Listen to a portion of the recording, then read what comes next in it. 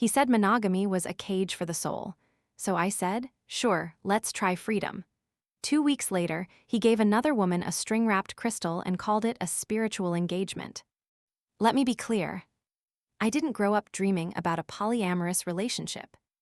I wasn't raised to think love should be shared, rotated, scheduled through Google Calendar, and announced via mass text before Tuesday's ecstatic dance class.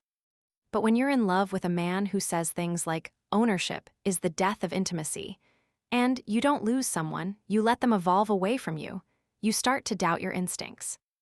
Maybe exclusivity is outdated. Maybe commitment is control. Maybe my need to feel secure is actually a trauma response, not a boundary. That's what I told myself. Until he proposed to another woman. In week 2 of our experiment.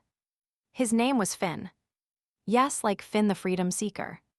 Tall man bun, vegan.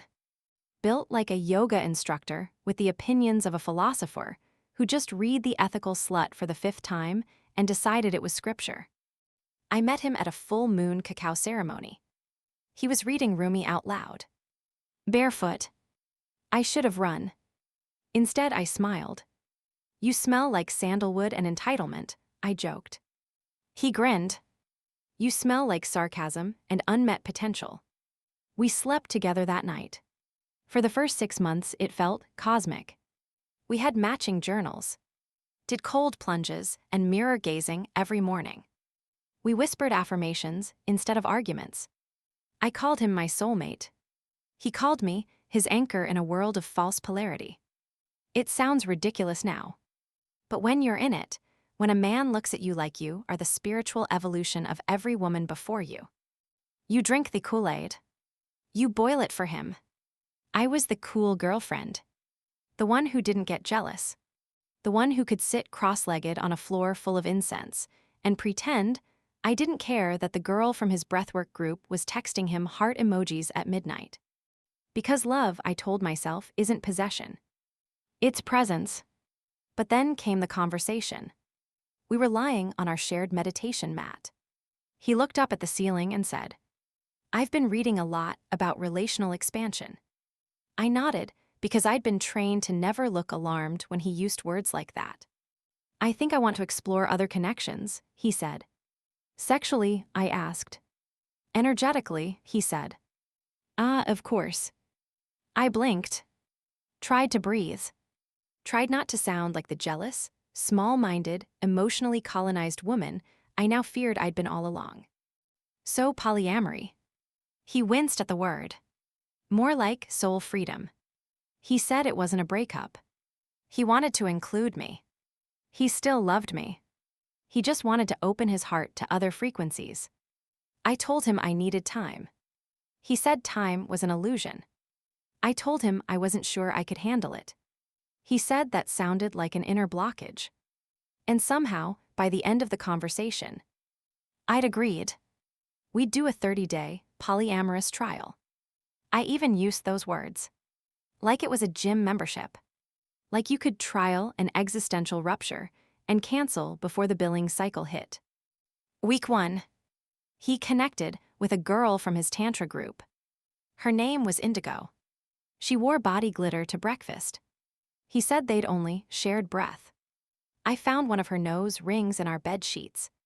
He said it was mine. I don't have my nose pierced. Week 2. He met a woman named Orlia at an eye-contact speed dating event. She was soft-spoken, wore crystals around her ankles, and introduced herself as a ceremonial intimacy doula. I wanted to die. He said she made him feel like he remembered who he was before the world told him to be performative. I said I needed to breathe. He said, go deeper into the breath, babe. That's where the resistance lives. By day 11, I stopped asking questions. By day 12, I couldn't sleep. By day 13, I started pulling tarot cards every morning asking, is this the hill where I lose myself completely? And on day 14, he invited me to a circle. Said it was important. Said it was beautiful. Said it was about acknowledging deep new frequencies of union. I thought it was a group meditation. It was a proposal. To Orlia. He wrapped a rose quartz on a hemp string and whispered, "This is not ownership, this is energetic anchoring." Everyone in the circle clapped. Except me. Because my soul left the room before he even finished his vow. He didn't need to say, "I love you," when he could say, "Your essence moves through me like a river of remembrance." And I fell for it. We met during a full moon gathering that promised collective shadow integration and divine cacao activation. I went for the snacks. He went to be seen. I spotted him immediately. Tall, tanned, shoeless, sitting in a lotus position like the world owed him reverence. He didn't look at people, he held space for them. And when he made eye contact with me, it felt like being cast in a low-budget spiritual rom-com with an unreliable narrator. I said, "You look like you know the names of your chakras in Sanskrit." He said, "You look like you pretend not to care, but secretly want to surrender." I called him pretentious. He said I was armored. We kissed under the moon 10 minutes later. Finn was a master of what I now call conscious seduction. He didn't just compliment my hair. He said it held ancestral memory. He didn't just love my cooking. He said I channeled nourishment. He didn't just say sex was good. He said it was a portal to non-dual awareness. It wasn't just romantic. It was reverent. I didn't feel like a girlfriend. I felt like a goddess. At least at first. We didn't have anniversaries. We had alignment anniversals. We didn't fight. We processed polarity. He didn't believe in arguments. He believed in shadow dancing, which was just us, sitting on the floor for hours while he intellectualized my every need until I cried. And when I cried, he'd pull me into his lap, stroke my hair, and say, "This is what healing looks like, messy but holy." I'd call Zara and say, "It's not toxic, it's deep." She once said, "You sure he's not just allergic to commitment and really good at framing it in moonlight?" I laughed, but something in me paused. Finn didn't have exes. He had completed journeys. Each woman before me was a mirror, a teacher, a portal, a guide. None of them were allowed to be mad. Anger was unevolved. Jealousy was colonized attachment. So when I felt either, I swallowed it. Because the worst thing I could be, in his world, was unhealed. It started small. He'd casually mention how free it felt to be with someone who didn't cling. He'd praise me for not needing to check his phone or ask who was at his Tantra workshops. And I wore that praise like armor, like I was better than women who asked for too much. I called myself evolved. Zara called it denial. But I was in too deep. I didn't just love him. I needed him to validate that I was the woman who could hold a wild man without breaking. Turns out I was already cracking. Then came the trial. He didn't frame it as an ultimatum. He framed it as an opportunity for growth. He said it would bring us closer. That I'd be initiated into the fullness of love. That if I trusted the process, we'd reach unimaginable depths. I nodded. Because to say no would mean I wasn't brave. That I didn't believe in us. That I was still trapped in scarcity consciousness. So I said yes. And in doing so, I stepped into a version of myself I no longer recognized. One who smiled while bleeding. I downloaded the books he recommended. Watched polyamory TED Talks. Wrote in my journal things like, "Jealousy is just fear disguised as ego." I made rules. He forgot them. I asked for check-ins. He skipped them. I said I wasn't ready. He said readiness is an illusion. And slowly, what was once love became performance. I performed trust. I performed openness. I performed pride when he said, "Orlai reminds me of a past life connection." And I kept performing. Until the scene where he gave her a rose quartz and called it an energetic engagement. In the weeks that followed, people told me, "You knew who he was, he never hid it." And they were right. But the problem wasn't that he lied. It's that he packaged the truth so beautifully. I mistook it for liberation. The worst part, it worked. The spiritual language, the rituals, the softness, the stillness. He made me believe that heartbreak was my fault.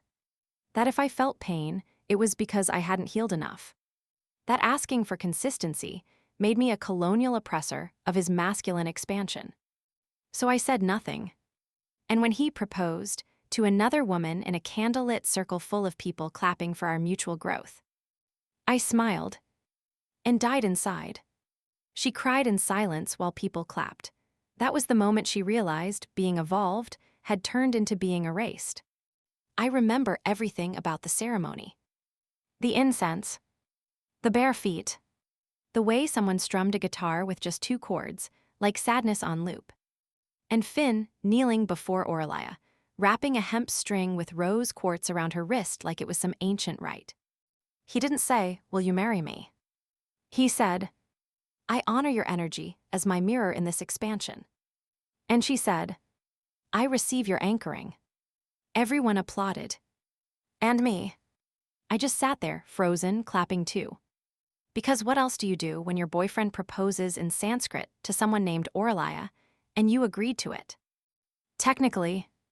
Afterward, I helped clean up. Someone handed me a smudge stick. I wanted to light it on fire and scream. This is what spiritual gaslighting smells like. But I didn't. I swept the floor in silence while Aurelia laughed with Finn under candlelight, her proposal crystal catching the flame like it belonged there. I whispered to myself, "It's just ego, breathe through it, evolve." But my breath was shaking, and my evolution felt like erosion. That night we got home late.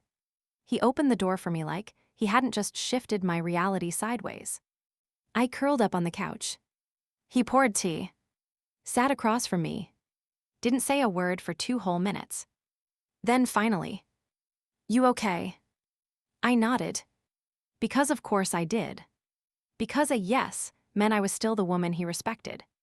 Still the woman who understood. "She's special, isn't she?" he said. "MHM. It's not that I love you any less. I know. It's just she expands something different in me." I smiled. But it wasn't real. It was the kind of smile you practice in the mirror when you're trying not to ruin a photo or your own dignity. The next few days were a slow, vibrating hell. They had integration time together. Aurelia stayed at our place, slept on the meditation cushions in the spare room. I heard them giggling at 1:30 a.m. Then breathing. Then silence. And that silence, it hit like a slap. Because I knew that sound. I knew what followed it. Still, I said nothing. I walked barefoot to the kitchen, made herbal tea, and told myself, "You're above this, you chose this, don't regress now." But every sip of lavender and lemon balm just tasted like shame. One afternoon, I walked in on them doing eye gazing. It looked like a scene from a low-budget tantric romance. Her hand on his chest, both of them swaying to no music. She turned to me and said, "You've cultivated such a safe container for him to open." I blinked.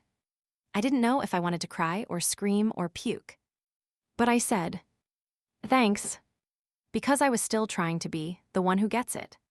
Still trying to be the evolved ex-girlfriend of the man who was technically still my boyfriend. Zara came over that night. Saw me sitting in the dark, wrapped in a blanket like a grief burrito. Did he actually just propose to her? It wasn't a proposal, it was a frequency anchoring. Jesus Christ, this is what happens when you let men read one book on energetic sovereignty. I laughed, then cried. She poured me wine. I whispered, "Is it crazy that I still want him to come back to me?" She didn't flinch. It's not crazy, it's codependency layered in quartz and patchouli. I tried to leave. I packed a bag, made it to the front door. But then he texted, "Hey, just checking in, feeling waves of gratitude for you holding this space." And like a fool, I unpacked. Because gratitude from him felt like love. Because he used words like space instead of sacrifice.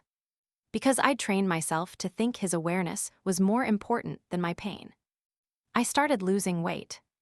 Stopped sleeping. My journal turned into a war zone of affirmations and agony. You are not less. You are expansive. You are bleeding out emotionally in an open relationship disguised as enlightenment. I stopped writing halfway through that one. Because even my subconscious was tired of pretending. But the worst part, he looked so happy. He walked lighter, spoke softer, started doing couple yoga with Orlaya on the patio. And I, his so-called anchor, was quietly drowning in a sea of my own silence. That's when I realized this wasn't a relationship. It was a spiritual MLM. He sold women a vision of love where they did all the emotional labor, and he reaped the reward of being seen, mirrored, healed. And when they broke, he'd say, "It was a beautiful journey," and move on. But I wouldn't. Not this time. Because if love was a ceremony, then this time I'd be the one holding the circle. And it wasn't going to end in a proposal. It was going to end in a funeral for every version of me that played small in the name of being open. If he wanted to turn love into a ceremony, fine. But this time, I'd write the script and burn the altar. After 3 weeks of watching him explore sacred union, while I dissolved into peppermint tea and performative check-ins, something inside me snapped. It wasn't loud. It wasn't dramatic. It was quiet, cold, precise, like a scalpel. I looked at myself in the mirror and said out loud, "This is not what you were made for." That night, I journaled. You are not the background music to someone else's awakening. You are not a mirror. You are the fucking sun. And then I knew what I had to do. Not a breakup. A ritualized release. I called it the conscious uncoupling uncircle. Zara helped me name it. If they can throw a moonstone and call it commitment, she said, you can throw a middle finger and call it healing. The idea. I would invite everyone Finn had ever aligned with, every ex, almost ex, energy bond, and workshop girlfriend, and hold space for them. Not him. Us. The ones he left more aware, and a lot more broken. I posted a cryptic invitation in the community group chat we all pretended not to stalk, calling all spiritual survivors of self-appointed masculine energy alchemists. Join me this Saturday under the new moon. Dress code, black and boundaries. People thought it was a joke. Then RSVPs rolled in. People I hadn't seen in months. A woman who once dated him in Portland. The one from the Shadow Integration course who left mid-process. And yes, even Orlaya. She texted me personally. Is this about Finn? I replied, it's about all of us.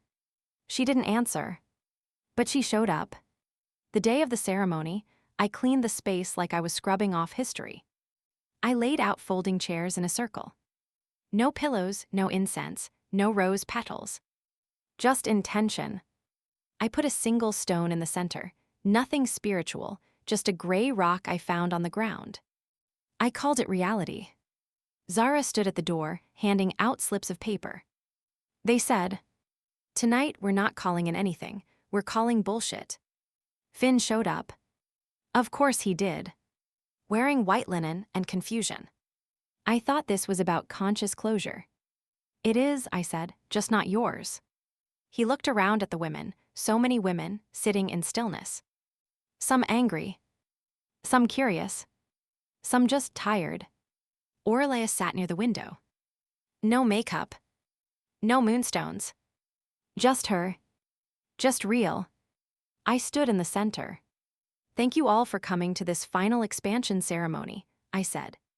Tonight, we gather not to transcend pain, but to name it, to stop spiritualizing patterns, to stop decoding mistreatment as mystery, to stop letting men confuse access with depth.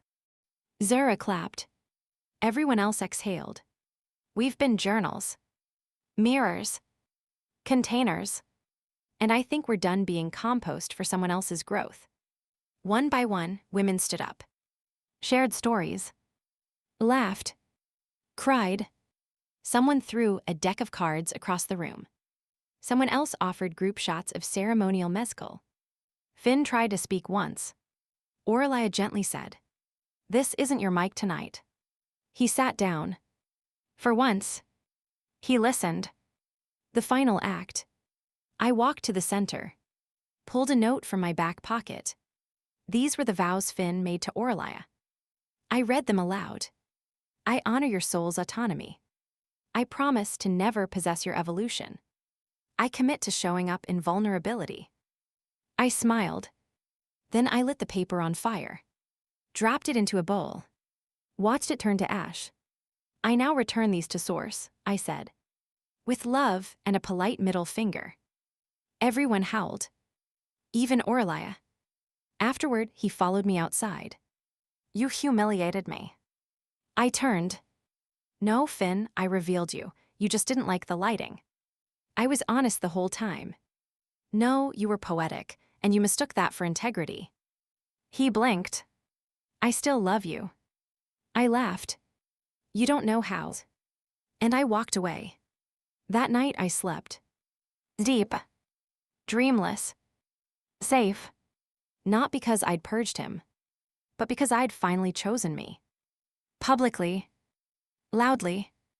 And with confetti made of every page I'd once journaled for him. I didn't miss him. I missed the version of me that still believed he'd come back better. The one who thought that being spiritually evolved meant never asking for anything real. The week after the uncircle ceremony felt like grief on mute. There was no screaming. No wine-soaked rage playlists. No dramatic phone calls. Just a strange, floating sadness. Like someone had turned down the volume on my life. I'd finally said everything out loud. In front of people. With fire. And now there was silence. I thought I'd feel victorious. Empowered. Free. But I felt empty. Not because I wanted him back. God, no. But because I realized how much space he'd taken in me. How many of my thoughts had been written in his voice. How many yesies I offered just to avoid being called wounded. He taught me to flinch at my own needs. To label my fear as resistance. To treat every moment of discomfort as a growth opportunity, but never his discomfort. Only mine. I started keeping track of how often I said sorry out loud. How often I'd correct myself when I said something too honest. I need more consistency. Oh wait, no, I meant energetic presence. That made me feel abandoned. Triggered from childhood patterns. I realized I'd been gaslighting myself on his behalf. That's the real danger of men like Finn. They don't silence you with cruelty. They soften you into submission with consciousness. They break your boundaries by convincing you they're just walls. Zora and I sat on my couch a few nights later. You're better, she said. Am I asked. You called your pain what it was. That's more than most people do in a lifetime. I stared into my tea like it held revelations. What if he was right? What if I am rigid? Zara blinked. No, babe, you were just coherent. He didn't want you to be coherent. I snorted. Coherent is such a boring trauma response. Better than shape-shifting. Touché. I wrote in my journal for the first time without trying to sound like Rumi. I spent a year trying to be water. He still drank from every stream but mine. I was soft. And then I got tired of dissolving. You can't meditate your way out of being discarded. There is no spiritual excuse for cowardice. The DMs started rolling in again. Other women. Other stories. I thought I was broken because I couldn't do poly. Turns out I was just sane. He used the same lines on me, said I was blocking his masculine expansion. Why do these men always find us during Saturn return? They were hilarious. And heartbreaking. I started screenshotting them. Made a folder called Clarity Club. Because if I couldn't heal alone, maybe we could heal collectively. I started posting again. Little stories. Short reels. Mini energy readings with truth bombs. Today's card is the Empress. Not for birthing men's dreams, just for birthing yourself. No, you're not selfish, you're resurfacing. One of them hit 1 million views in a day. And suddenly the comments weren't just, same here, loudly crying face. They were. I left him after this. I called out my coach after this. I said no to holding space for a man who can't hold a plan. I started sleeping again. Real sleep. Like my body was finally safe from translation mode. I no longer needed to decode every word, every breath, I need time to sit with this. I didn't need time. I needed truth. And now I had it. I saw Finn once more. At a sound bath, of all places. He wore gray linen and gilt. I smiled. He looked stunned. You look grounded. I am, turns out, roots feel better than floating.